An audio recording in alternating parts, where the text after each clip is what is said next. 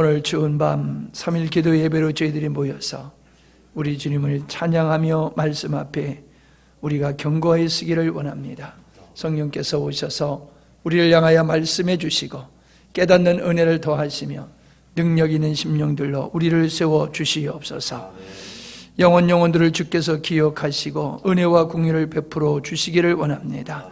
우리의 연약함을 용서하시고 하나님의 크신 은혜로 덮으셔서 새롭게 하시며 온전케 하시며 강건케 하여 주시옵소서. 예수님의 이름으로 기도하옵나이다. 아멘.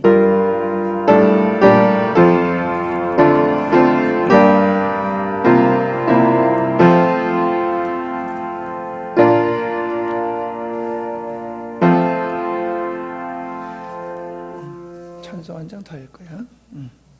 요한계시록 1장 9절입니다. 요한계시록 1장 9절. 나 요한은 너희 형제요 예수의 환난과 나라와 참음에 동참하는 자라. 하나님의 말씀과 예수를 증언하였으므로 말미암아 밤모라 하는 섬에 있었더니 주의 날에 내가 성령에 감동되어 내 뒤에서 나는 나팔 소리 같은 큰 음성을 들으니. 아멘. 95장입니다. 95장 찬송 한 장 더 드리십니다.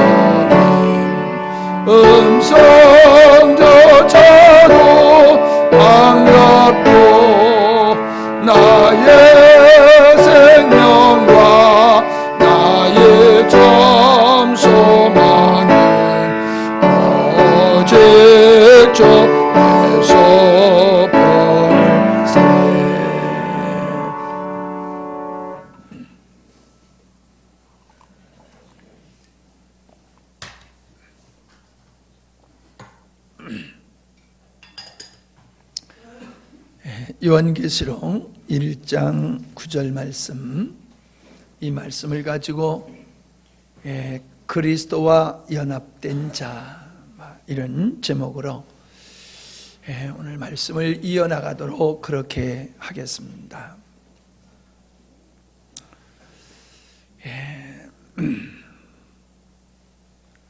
예수님께서 다시 오신다라고 하는 이 언약의 말씀은 요한계시록의 전 주제가 될 뿐만 아니라 믿는 자들에게 소망이 되어지는 말씀이고 교리다라고 하는 말씀을 우리가 지난 시간에 좀 길게 말씀을 나누었습니다.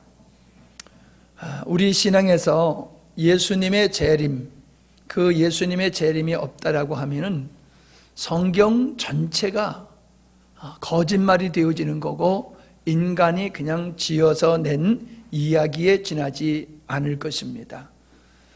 예수님의 재림이 있기 때문에 모든 역사는 진실이고 또 앞으로도 이 역사는 하나님의 의도하신 대로 이루어질 것이라는 겁니다. 지금 녹음하고 있나? 첫 시간부터 그냥 녹음했나 봐? 그때 잽싸게 가서 했네? 어찌 보면 사람들이 예수님의 재림은 그냥 기독교의 그냥 교리다, 막연한 교리로 생각하지 그것을 실제로 여기면서 우리의 삶을 예수님의 재림에다가 초점을 맞추고 신앙생활하는 사람들이 참 많지를 않는 것 같아요.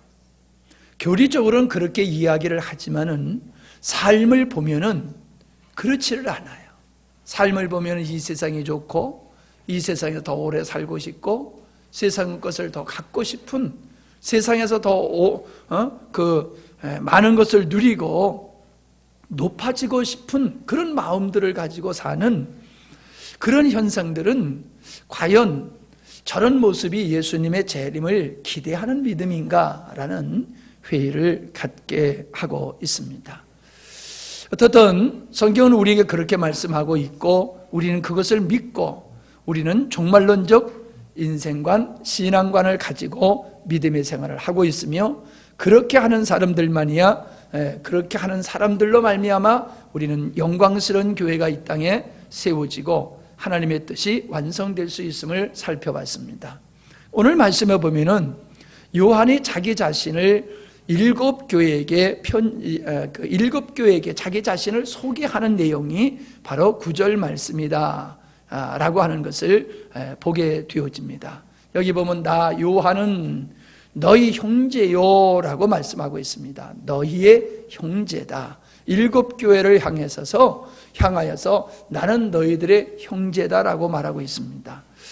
여러분 가까이 지나는 사람들은 참 형제같이 지낸다 이렇게 말을 합니다. 그러나 형제는 아니지요. 형제같이 지낼 뿐이지 형제는 아닙니다. 우리는 아무를 향해서 형제라고 말할 수 없습니다. 형제는 피를 나눠야지만이 형제가 될 수 있는 것이지요. 그런데 요한은 일곱 교회를 향해서 피도 나누지 아니하는 어찌 보면 얼굴도 보지 아니하는 그들을 향해서 나는 너희의 형제다라고 자기를 소개하고 있다는 것입니다. 어떻게 형제가 됐습니까? 예수 그리스도의 피로 예수 그리스도의 보혈로서 형제가 되었음을 우리에게 말씀해주고 있는 겁니다. 우리가 잘 아는 대로 우리는 로마서의 말씀을 통해서 예수 그리스도의 보혈로 말미암아 우리가 한 형제 되었음을 우리는 잘 알고 있는 것입니다. 예수님께서 아들이 되시고 그 맏아들 되신 예수 그리스도를 구세주로 영접한 자는 예수님께서 십자가에서 흘리신 보혈로 말미암아 형제된 자다라고 우리에게 말씀해주고 있습니다.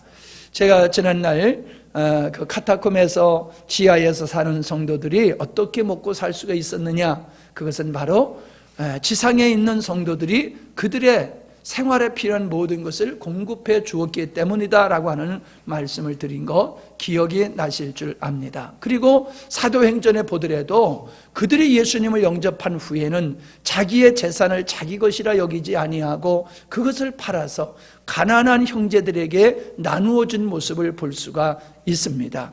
그들은 말로만 형제라고 하지 않았고 실질적으로 형제의 사랑을 나누었음을 보게 되어지는 것입니다.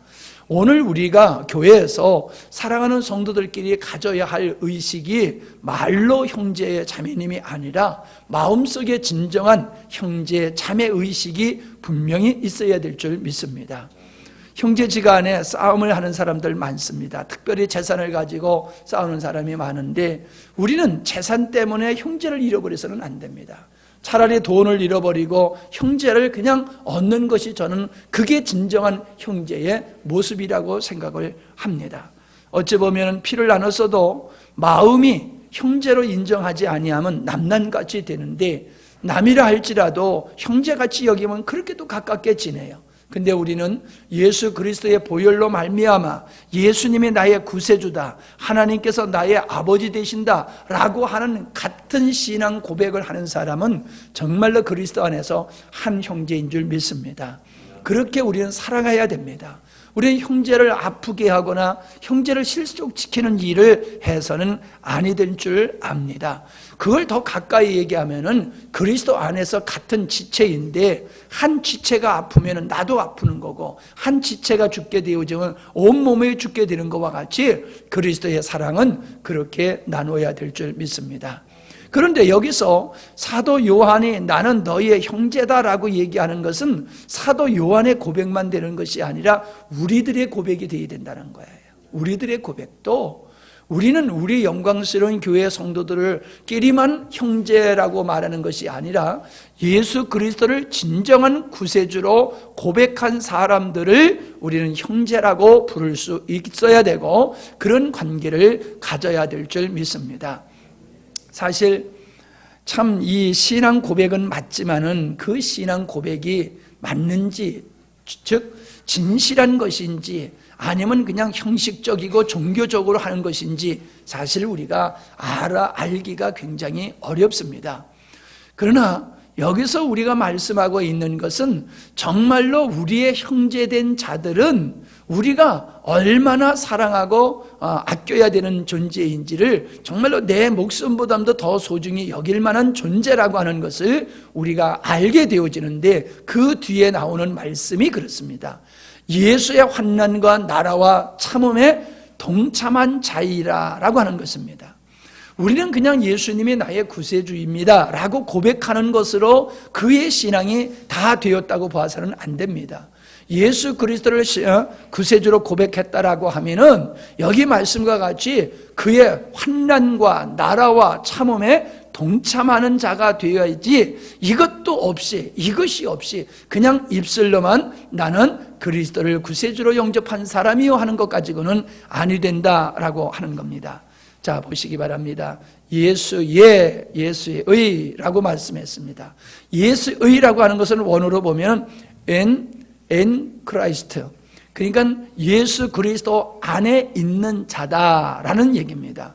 그냥 우리나라 성경으로 번역을 그냥 예수 그리스도의라고 말했는데 이것은 잘못된 좀 부족한 번역이라고 우리가 이해를 해야 되는데 어떻게 보면 이 문맥을 이렇게 부드럽게 만들어가기 위해서 그렇게 번역을 했는지도 모르겠습니다만은 분명한 것은 그리스도 안에서 예수 안에서 환난을 당하고 나라와 그의 고난에 참여한 자다라고 하는 뜻이라는 것입니다.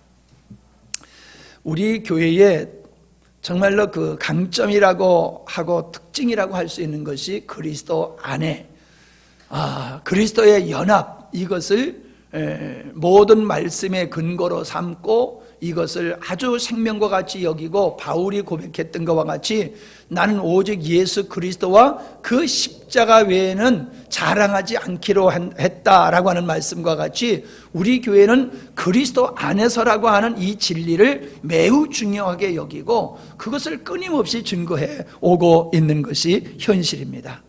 왜 그러냐라고 하면은 오늘 이 본문에도 나옵니다마는 요한계시록에서 나온 예수 그리스도의 안에서라고 하는 이것은 요한계시록을 이해하는 데 있어서 키가 되는 것이고 모든 성경의 진리를 바르게 알기 위해서는 예수 그리스도 안에서라고 하는 것을 바로 알아야 됩니다.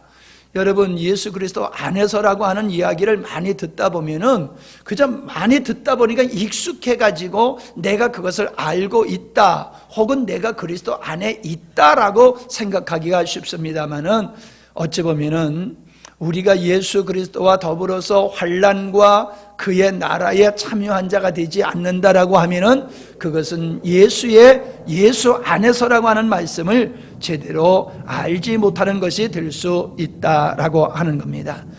자, 여러분들 신속하게 찾아보시기 바랍니다. 로마서 6장 3절로 5절 말씀을 보면은, 무릇 그리스도 예수와 합하여 세례를 받은 우리는 그의 죽으심과 합하여 세례를 받은 줄 알지 못하느냐. 그러므로 우리가 그의 죽으심과 합하여 세례를 받음으로 그와 함께 장사되었나니. 자, 여기서 계속해서 연합을 얘기하면서 무엇을 얘기하고 있냐면 세례를 얘기하고 있습니다. 연합과 세례라고 하는 것은 같은 선상에 있는 것이고, 연합의 상태를 설명하고 있는 것이 세례입니다. 제가 세례를 잘 이렇게 주지를 않는 이유가, 세례의 의미를 모르고 세례를 받는다라고 하면은 그 의미가 없다는 것이에요.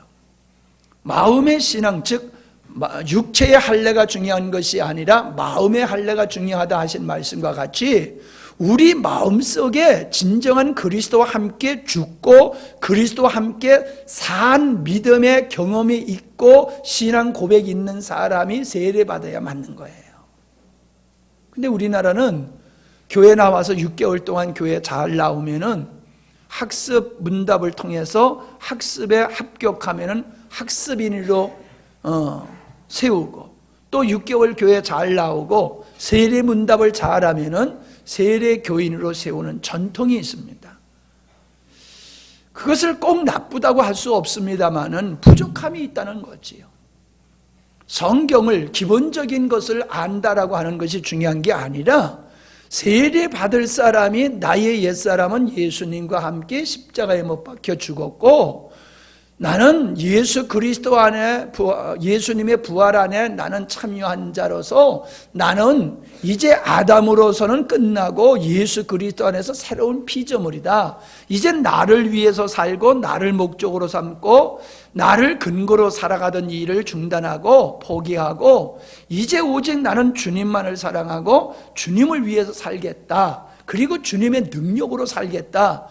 이러한 신앙 고백과 그러한 회심과 그러한 믿음의 삶을 사는 사람이 세례를 받아야 되는 겁니다. 그러니까 초대교회는요, 세례를 받는 사람은 목숨을 걸었어요. 그냥 그 당시에는 세례를 받지 아니하면 예수 그리스도인이라고 인정을 안 해줬어요. 세례를 받은 사람만 인정했어요. 지금도 마찬가지거든요. 우리 교회의 공동의회의 회원, 즉 우리 교회의 교인이라고 인정하는 것은 세례교인이에요. 세례 안 받은 사람은 법적으로는, 우리 교회 법적으로는 우리 교인이 되지를 않는 거예요. 그러면은 초대교회가 이야기했던, 여겼던 그들이 말하는 세례와 지금 우리가 말하는 세례와는 동일한가? 예, 겉으로 보면 동일해요. 그러나 실질적으로 보면 달라요. 초대교회 성도들은 내가 세례를 받는 것 때문에 죽는다 하더라도 세례를 목숨을 걸고 세례를 받았어요. 세례를 목숨을 걸고요. 근데 지금 우리가 세례를 목숨 걸고 받습니까? 부탁해서 받잖아요. 제발 세례를 이제 받으셔야 된다고. 교회 나오신 지가 얼마 됐는데 세례를 안 받으시냐고. 이젠 받으시고 좀 이따 집사님도 되시고 다 또 교회 이렇게 일꾼대 일이지 않느냐고. 그런 측면으로 우리가 세례를 권면하지, 당신의 세례 받음으로 오늘부터 당신은 세례 받은 것 때문에 고난을 겪게 되어지고 죽을 수 있습니다. 지금까지 편안한 모든 삶을 다 박탈당하고 손실당하고 당신은 정말로 예수님 때문에 고난을 당할 수 있습니다. 죽을 수도 있습니다. 그래도 당신 세례 받겠습니까? 라고 했을 적에 예 라고 하면서 세례 받았던 게 초대교회 성도들이고 그게 진짜라는 거예요. 그런데 이 세례라고 하는 것은 그 밥티즈라고 하는 말이지요. 물속에 잠궜다 건져내는 것을 의미합니다. 물속에 들어가는 것은 죽음을 의미하는 거고 거기서 다시 건져내는 것은 부활을 의미하는 거지요. 이건 알아요. 근데 내가 죽었다, 물속에 들어가는 건 죽는 건데 누가 죽는 거냐? 우리 옛사람이 죽는 거다. 다시 건져낼 때 부활했다. 그러면 부활한 존재가 뭐냐라고 하면 예수 그리스도 안에서 내가 그리스도의 생명 가운데로 내가 부활했다. 이거를 명확하게 알면서 세례를 받는 그리스도인이 얼마나 되겠냐는 거지요. 그런데 이 세례라고 하는 것은 두 가지의 의미가 담겨져 있다라고 하는 겁니다. 자, 밥티즈라고 하는 단어에는 밥토라고 하는 이 물에 푹 담그다라는 뜻이 있기도 하지만은 어떤 수단에 의해서 일어나는 변화, 즉 어떤 방법을 가해서 사물의 본질이나 성격이 영원히 변한다라고 하는 뜻이 이 밥티즈라고 하는 이 단어 속에 담겨져 있는 겁니다. 그러니까는 물속에 담았다가 건져내는, 담궜다가 다시 나오게 되어지는 이 밥토라고 하는 것은 세례의 외용적인 것이라고 하지만은, 예를 들어서 우리가 물감 속에 천을 집어넣었다가 빼내게 되면 어떻게 됩니까? 염색이 되지요. 염색이 되어서 그 염색에 의해서 영원한 색깔을 소유하고 살아가게 되는 거란 말이에요. 그냥 담궜다 꺼낸다는 게 아니라 어떤 것에 담겨짐으로 말미암아 그것의 영향을 받아서 영원히 그 성격으로 본질이 바뀌어지는 것이 세례의 뜻이라는 것이거든요. 그러니까 사도 바울이 로마서 6장에서 말하고 있는 그리스도와 연합이라는 말을 하면서 계속 세례는 말을 연거푸 얘기하고 있는 것은 우리는 예수 그리스도와 연합됨으로 말미암아 우리의 존재가 영원한 우리의 존재의 본질이 내가 담겼던 예수 그리스도로 말미암아 예수 그리스도에 속한 것으로 내가 영원히 변화된다는 겁니다. 아멘이죠? 예. 그러니까 내가 세례를 받았는데도 내가 담겼던 예수 그리스도 안에서 죽음으로 예수 그리스도의 모습으로, 성품으로, 성향으로 내가 변화되지 않는다라고 하면 그 사람은 세례를 아무리 많이 받았어도 소용없어요. 그건 세례 받은 게 아니에요. 그냥 종교적 의식에 참여한 것일 뿐이에요. 그래서 세례라고 하는 것은 그리스도와의 연합을 얘기하는 것이다 하는 것을 우리가 깊이 인식을 해야 될 줄 믿습니다.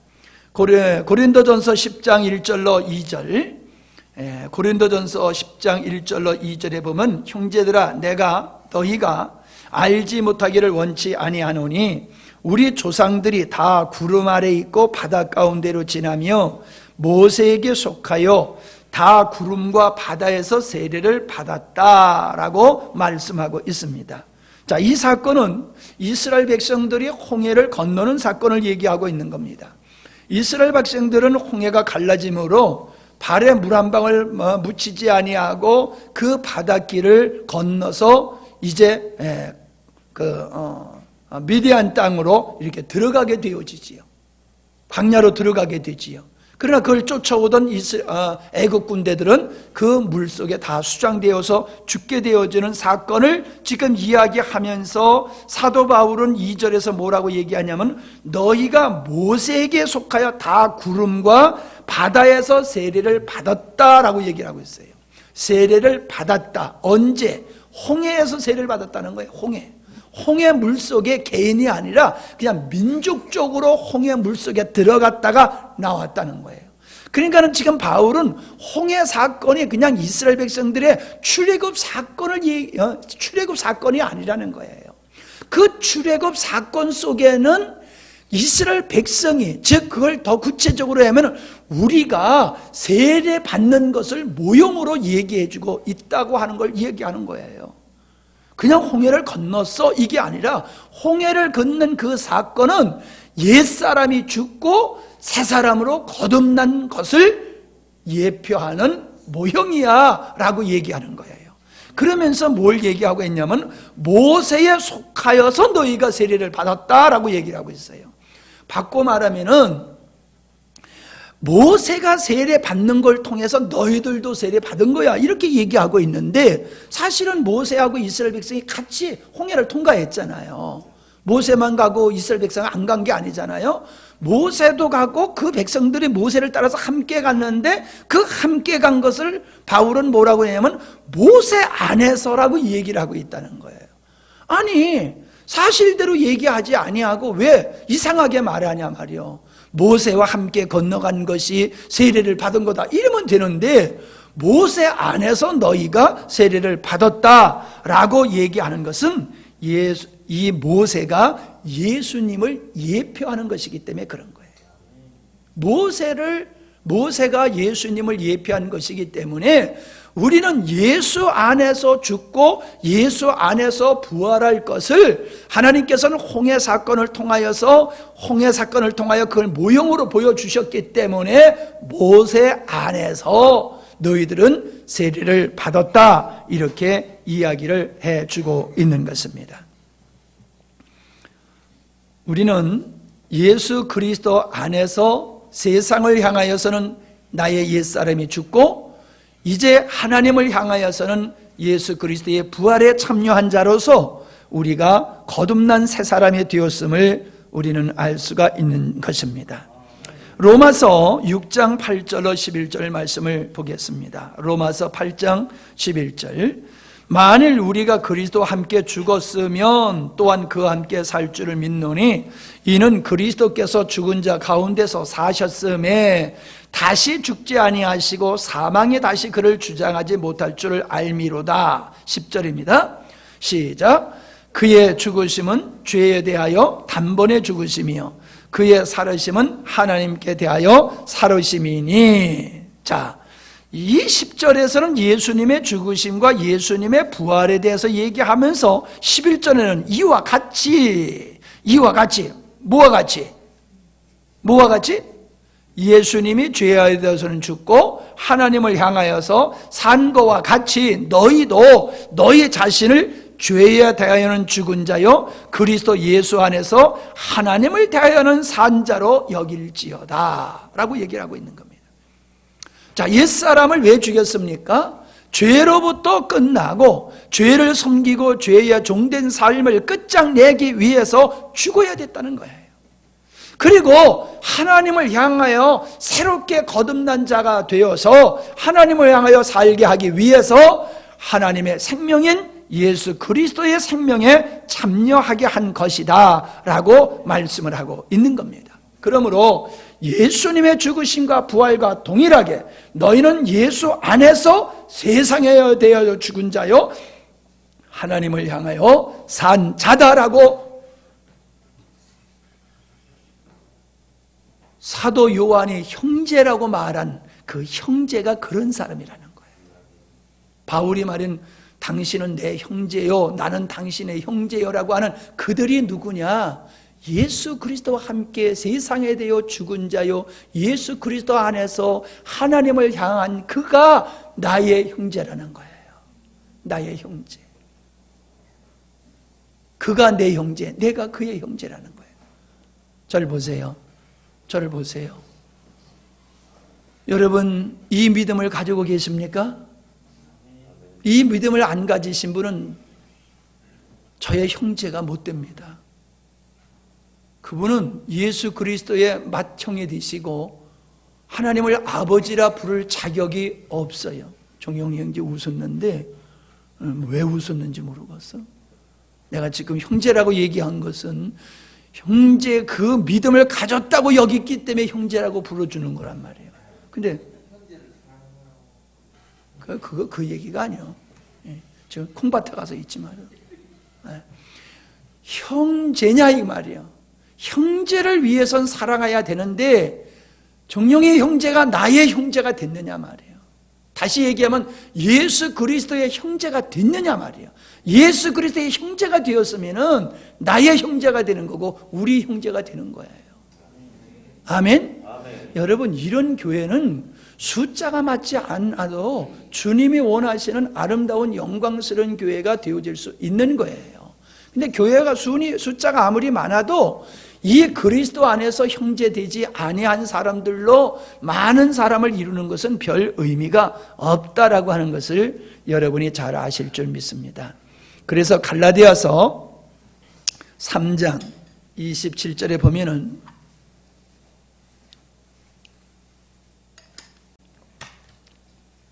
같이 읽습니다. 누구든지 그리스도와 합하여 세례를 받은 자는 그리스도로 옷 입었느니라. 같이 읽자고 그러면 크게 읽어요. 갈라디아서 3장 27절 시작. 누구든지 그리스도와 합하여 세례를 받은 자는 그리스도로 옷 입었느니라. 여러분, 굉장히 익숙한 말씀이지만 가만히 들여다보면 얼마나 은혜가 되는 말씀인지 몰라요. 우리가 누구든지예요. 누구든지 그리스도와 합하여 연합됐어? 그래서 세례를 받았어? 그러면 그 사람은 예수님으로 옷 입은 자다라고 얘기를 하고 있어요. 자, 예수님으로 옷 입은 자라고 하는 것은 뭘 의미할까요? 칭의. 예수님이 행하신 모든 것을 내가 한 것으로 여겨주신다는 거예요. 그게 예수 그리스도의 옷 입은 자예요. 당신이 예수님으로 옷 입으셨습니까? 예. 그럼 당신이 옷 입으신 게 뭡니까? 예수 그리스도로 옷 입은 게 뭡니까? 그렇게 물어보면 예수님이 하신 일은 곧 내가 한 일로 하나님께서 여겨주는 것입니다. 그게 예수님으로 그리스도로 옷 입은 겁니다. 이렇게 말할 수 있어야 돼요. 예수님의 능력을 입는 게 옷 입는 게 아니에요. 물론 예수님의 능력이 예수 그리스도로 옷 입은 자에게 나타날 수 있지만은 예수 그리스도로 옷 입은 자는 예수님이 나를 위해서 십자가에서 행하신 모든 일들이 내 것으로 하나님이 여겨줄 때에 내가 예수님으로 옷 입은 자입니다. 아멘? 그러니까 나에게 그러한 신앙의 고백이 없으면 나는 예수 그리스도로 옷 입을 수가 없어요. 교회를 아무리 오래 다닌다고 그리스도로 옷 입는 것이 아니라 내가 예수 그리스도와 연합되었다라고 하는 이 연합되었다라고 하는 분명한 신앙이 있을 때에서 비로소 우리는 그리스도께서 행하신 모든 것을 우리가 나의 것으로 얻을 수 있는 은총을 입는 그리스도로 옷 입는 자가 되는 것인 줄 믿습니다. 자, 이것을 로마서 11장 17절에서는 덧붙임을 가지고 설명을 하고 있는 겁니다. 또한 가지 얼마가 꺾여졌는데 돌감람나무인 네가 그들 중에 덧붙임이 되어 참 감람나무 뿌리의 진액을 함께 받은 자 되었느니라. 자, 덧붙임 우리는 잘 알지요. 예. 돌감람나무 가지를 잘라서 참 감람나무 가지를 베어낸 후에 거기다가 붓으로 매면은 이게 붙어버리지요. 그래서 참 감람나무의 진액이 이 돌감람나무의 옴으로 말미암아 이것이 한 몸을 이루게 되어지는 이 상태, 이 덧붙임을 그리스도와 우리와의 관계로 설명하고 있는 겁니다. 우리 옛사람, 아담에 속한 죄된 옛사람, 나를 사랑하고 나를 왕으로 삼는 나의 옛사람을 십자가에서 잘라버리고 죽여버리고 부활하신 예수 그리스도께로 덧붙임을 되어졌을 때에 나는 예수 그리스도와 하나 되어서 그리스도의 모든 것이 주님이 하신 것이 내 것이 되어지는 연합의 관계, 그리스도를 옷 입는 것이 되는 것인 줄 믿습니다. 그래서 그리스도 안에서 예수의 환난과 참음과 나라와 참음에 동참한 자라고 하는 것은 내가 예수 그리스도와 안에 있을 때에 비로소 우리는 주님의 환난과 하나님의 나라와 참음에 동참하는 자가 되어줄 수 있는 것이고 그 뒤에서 말씀하고 있는 하나님의 말씀과 예수를 증언하는 이 증인의 삶을 살 수 있음을 우리에게 말씀해주고 있는 거예요. 여기서 얘기하고 있는 환난이라고 하는 말은 드립시스라고 하는 그러한 말입니다. 근데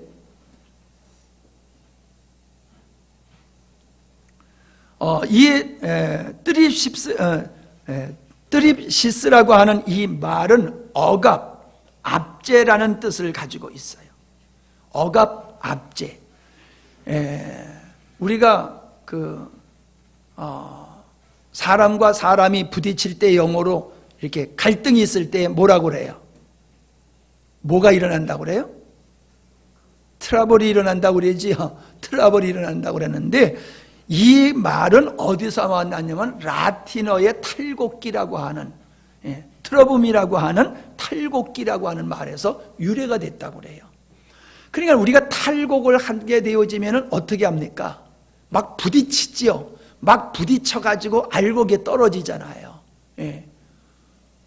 그와 같이 탈곡을 통해서 나락이 떨어지는 것과 같이 성도들이 당하는 환난이라고 하는 것은 그런 억압과 압박을 당하게 되는 것이다. 그것을 이야기해 주고 있는 것입니다. 저희가 계속 얘기를 합니다마는 성도님들이 별로 듣기를 원치 않는 이야기지만은 그러나 성경은 우리에게 분명히 말씀하고 있는 것이 뭐냐 하면은 믿는 자들은 세상에서 환난, 즉 억압과 압박을 받게 되어 있다라고 하는 말씀을 하고 있습니다. 가장 크게는 가인이 아벨을 압박해서 압제를 해서 환난을 당하게 했지요. 그래서 아벨이 죽었습니다. 근데 성경에 보면은 가인은 악한 자에 속한 사람이고 아벨은 의로운 자다라고 얘기를 했습니다. 그것은 무엇을 얘기하고 있습니까? 인류의 시작부터 악의 존재는 의로운 존재를 박해하게 되어 있다는 겁니다. 우리가 요한계시록을 지금 나가고 있습니다만 뒤에 보더라도 그들이 환난을 당할 때 회개를 합니까? 회개를 안 해요. 환난을 당해도 회개를 안 해요. 누가? 땅에 속한 자, 마귀에게 속한 자들은 환난을 당하면 회개를 해야 되는데 회개를 안 하고 더 마음이 강팍해져 가지고 하나님을 대적하게 되는 것을 보게 돼요. 회개는 누가 하느냐 하면요, 죄 많아진 사람이 회개를 하는 게 아니라 의로운 자, 하나님께 속한 자들은 회개를 해요. 회개를 해요. 매 맞으면 회개를 해요. 고난 중에 회개를 해요. 그런데 악한 자에게 속한 자는 뭐라고 하면서 튀어나가는 줄 알아요? 예수 믿으면 편안할 줄 알았더니 예수 믿으니까 더 어렵네. 나 이러한 예수 안 믿을 거야 라고 하면서 나 고난 안 받을래 하고 도망가요. 그런데 하나님께 속하고 의로운 자는 고난을 당할 때에, 환난을 당할 때에, 억압을 당할 때에 자기 죄를 깨닫고 회개하면서 알곡을 키질하면은 알곡이 키 안으로 점점 들어오듯이 성도가 고난을 당하면요, 온전한 믿음, 순수한 믿음, 아름다운 건강한 믿음의 사람으로 바뀌어지는 거예요. 근데 쭉정이는 날아가 버려요. 떠나가 버려요. 성경에서 수많은 사람들이 예수님을 쫓다가 떠나간 이유가 어디 있었는지를 여러분 잘 아시지 않습니까? 요한복음 16장 33절 말씀에 보면은 이것을 너희에게 이름은 너희로 내 안에서 평안을 누리게 하려 함이라. 세상에서는 너희가 환난을 당하나 담대하라. 내가 세상을 이기었노라 하시니라. 자 보세요. 너희가 세상에서는 환난을 당할 것이다. 그러나 두려워하지 말고 담대하라라고 말씀하고 있습니다. 그러면서 예수님이 뭐래요? 내가 세상에서 이기었대요. 여러분, 예수님이 우리 세상식으로 보면 뭘 이겼습니까? 로마 병정들한테 끌려가가지고 죽도록 얻어맞고 십자가에 못 박혀가지고 죽었잖아요. 그런 수모와 고통을 당하시면서 죽으신 예수님이 나는 이겼다라고 말하고 있어요. 그러니까 세상적인 관점에서 보면 말도 안 되는 거지요. 이기긴 뭘 이겨요? 패한 자지요. 근데 영적으로 보면 그것을 이긴 것이라고 우리 주님이 말씀하고 있다는 거예요.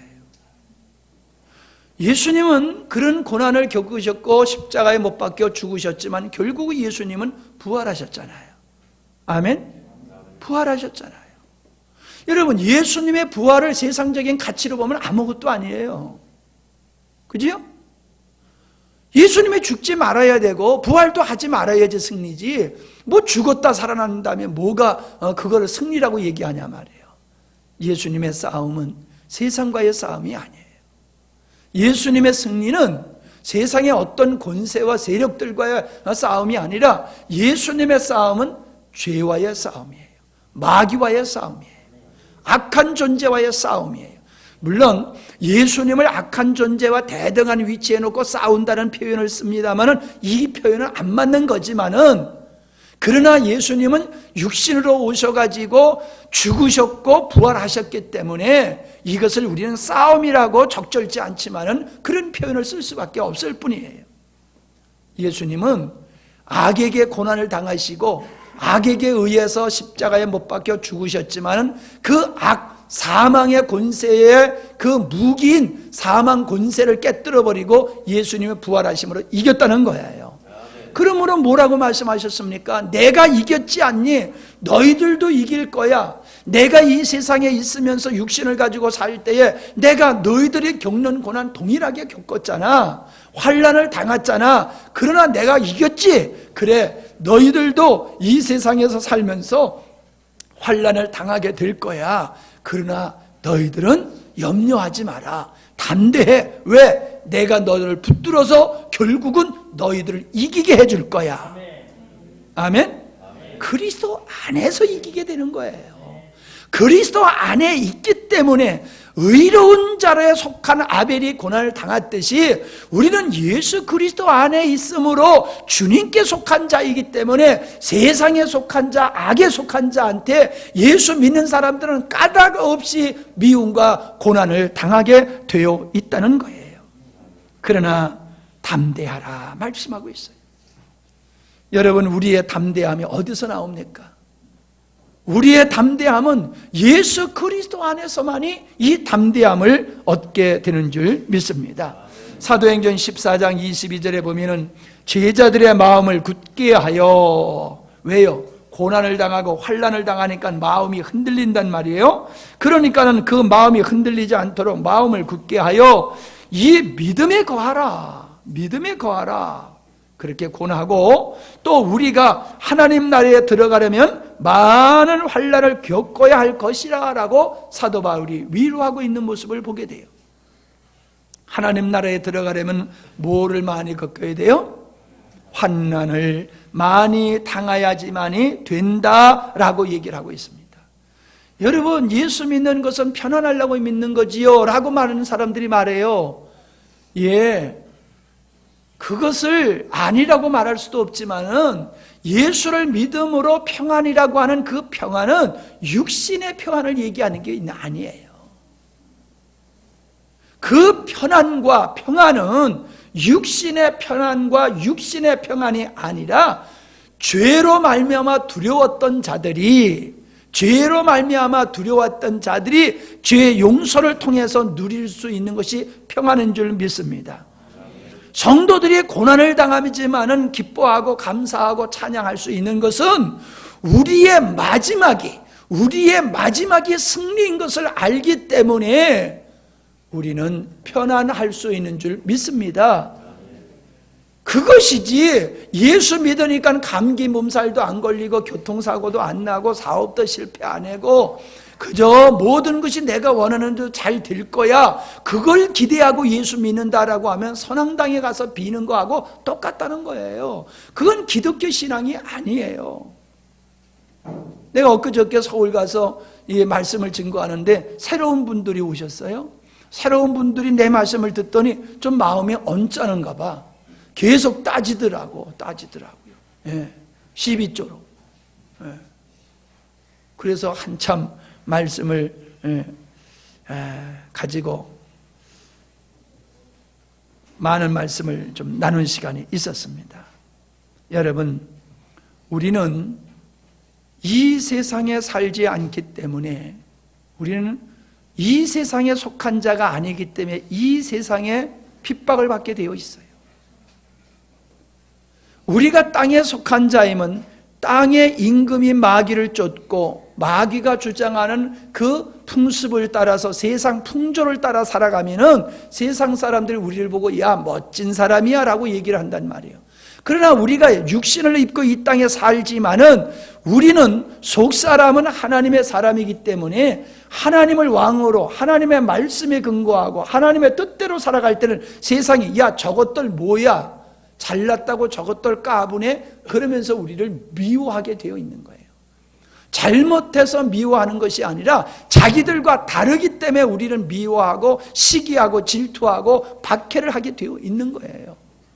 제가 계속 말씀드리지만은 여러분 다른 종교끼리 싸우는 거 보셨어요? 다른 종교끼리 싸우는 거 전 못 봤어요. 네?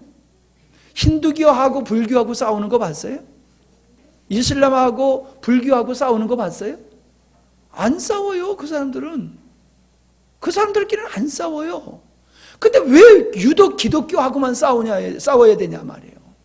아니 우리가 뭐 이슬람인들 잡아다가 곤장을 칩니까? 이슬람 사원을 갖다가 우리가 불지릅니까?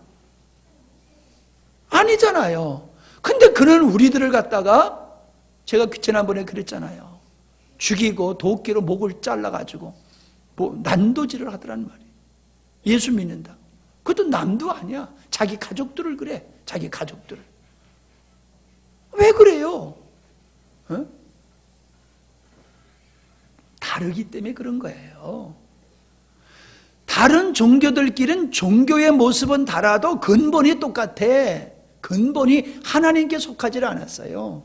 그러니까 자기들끼리는 잘 노는 거예요. 잘 통하는 거예요. 근데 기독교는 아무리 잘해도 자기들하고 달라. 다른 존재야. 그러니까 박해를 하게 돼 있는 거예요. 아멘? 네.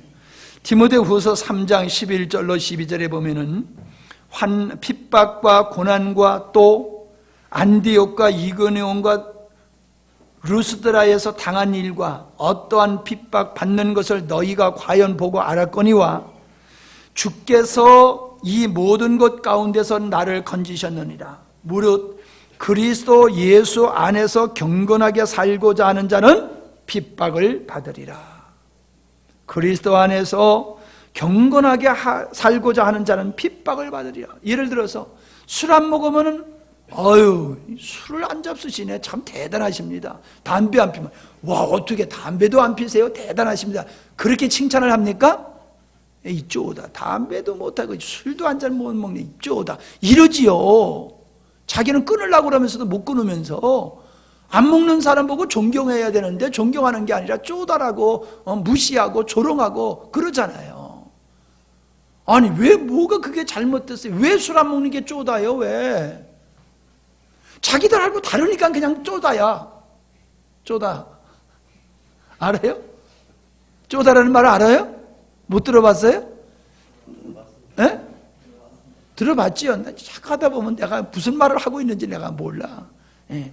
경상도 말인지 내가 경기도 말을 하고 있는 건지 사투리를 쓰고 있는 건지 표준어를 쓰고 있는 건지 하다 보면 모르는데 쪼다라는 말이 그거요. 나하고 틀리면 쪼다야. 세상 사람들은 아무리 잘해도 소용없어. 나하고 틀리면 쪼다야. 무시해. 막 깔봐. 고린도후서 1장 5절로 9절 말씀에 보면은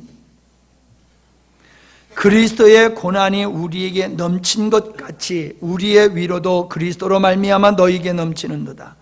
우리가 환난을 받는 것도 너희의 위로와 구원을 위함이요 혹 위로받는 것도 너희의 위로를 위함이니 이 위로가 너희 속에 역사하여 우리가 받는 것 같은 고난을 너희도 견디느니라. 우리를 위한 우리의 소망이 견고함은 너희가 고난에 참여하는 자가 된 것 같이 위로에도 그러할 줄을 알미라. 형제들아, 우리가 아시아에서 당한 환난을 너희가 알지 못하기를 원치 아니하노니 힘에 지나도록 심한 고생을 받아 살 소망까지 끊어지고 우리 마음에 사형 선고를 받은 줄 알았으니 이는 우리로 자기를 의뢰하지 말고 오직 죽은 자를 다시 살리시는 하나님만 의뢰하려 하심이라. 자, 환난을 얘기하고 있어요. 요한계시록 2장 8절로 10절입니다. 책장 넘어가는 소리가 안 나요. 빨리빨리 다니면 책장 소리 넘기는 소리가 착착착착 나야 되는데 이게 소리가 안 나. 시작. 서머나 교회의 사제에게 편지하기를 처음이요 나중이요 죽었다가 살아나신 이가 가라사대 내가 네 환난과 궁핍을 아노니 실상은 네가 부요한 자니라. 자칭 유대인이라 하는 자들 회방도 아노니 실상은 유대인이 아니요 사단의 회라. 네가 장차 받을 고난을 두려워 말라. 볼지어다 마귀가 장차 너희 가운데서 몇 사람을 옥에 던져 시험을 받게 하리니 너희가 10일 동안 환난을 받으리라. 네가 죽도록 충성하라. 그리하면 네가 생명의 면류관을 네게 주리라. 내가 생명의 면류관을 네게 주리라. 자, 환난을 당할 것을 얘기하지요. 그러나 환난을 당했고 궁핍을 당하고 있는 그 교회를 향해서 죽도록 충성하라고 하시면서 내가 너희를 10일 동안 환난을 받게 할 것이니까 너희들은 그걸 이겨야 된다라고 말씀하고 있어요. 한 절만 더 보겠습니다. 계시록 7장 13절로 14절입니다. 시작. 장로 중에 하나가 응답하여 내게 이르되 이 흰옷 입은 자들이 누구며 또 어디서 왔느냐. 내가 가로되 내 주여 당신이 알리이다 하니 그가 나더러 이르되 이는 큰 환난에서 나오는 자들인데 어린 양의 피에 그 옷을 씻어 희게 하였느니라. 자, 큰 환난에서 나와요. 그래서 그들이 피를 흘렸어요. 고난을 당했어요. 예수의 피로 말미암아 그 옷이 씻어졌다라고 하는 것은 죄 사함을 받았다라고 하는 의미도 있지만 큰 환난 가운데 피 흘림을 의미하는 것도 된다라고 볼 수가 있는 것이지요. 그래서 성도가 흰옷을 입었다라고 하는 것은 그가 주님을 쫓아서 세상에 속하지 아니하고 주께 속하여 살았기 때문에 당하는 환난과 고난을 피 흘림이다 라고 이야기하고 있는 거고, 그 피, 예수님의 피로 씻음을 받은 것 같이 주를 위해서 고난을 당한 자들의 입는 옷이 흰옷이다 이렇게 이야기하고 있는 것입니다. 그래서 로마서 5장 3절로 4절에 보면은 환난은 인내를, 자, 로마서 5장 3절로 4절입니다. 다만 이뿐 아니라 우리가 환난 중에도 즐거워하나니, 환난 중에도 즐거워한대요. 왜 즐거워하느냐? 인내를 만들어내고 연단을 당하게 되는 소망이 있기 때문이다 라고 얘기를 하고 있습니다. 요거는 다음 시간에 이어서 하도록 하겠습니다. 종종 같으면 내가 끝까지 할 텐데 지난번에 여러분의 말씀을 들어보니까 너무 길어도 은혜가 덜 된다고 다 까먹는다고 그래가지고 까먹지 말라고. 그래도 적은 시간은 아니었어요. 그래도 40분? 50분? 그래도 50분 정도는 한 것 같습니다. 다음 시간에 거기 이어서 말씀을 들어가도록 하겠습니다. 분명한 것은 오늘 기억해야 될 것은 바울이 얘기하고 있는 형제라고 하는 의미가 무엇인지, 누구를 향하여 형제라고 얘기하고 있는지, 그것이 바로 그리스도 예수의 죽으심과 부활에 참여한 자들을 가리키는 것이다 라고 하는 것이며, 그리스도에 속한 자들은 세상에서 환난을 당하게 되는 것이다. 그러므로 믿는 성도들은 환난을 당하는 걸 두려워하지 말고 의를 위해서 핍박당하는 것을 즐거워하고 기뻐해야 된다라고 하는 말씀이 오늘 말씀인 줄 압니다. 정리되셨지요? 기도합니다. 하나님 아버지, 바울이 자신을 소개함과 같이 우리도 다른 사람들에게 나를 소개할 때에 예수 그리스도 안에 있는 자로 우리 자신을 설명하고 소개하게 하여 주시옵시고, 그리스도 안에 속한 모든 자들을 소중하게 여기며 형제를 여기며 그리스도 안에서의 아름다운 사랑의 교제를 나누는 우리 모두가 되게 하여 주시옵소서. 예수님의 이름으로 기도하옵나이다. 아멘.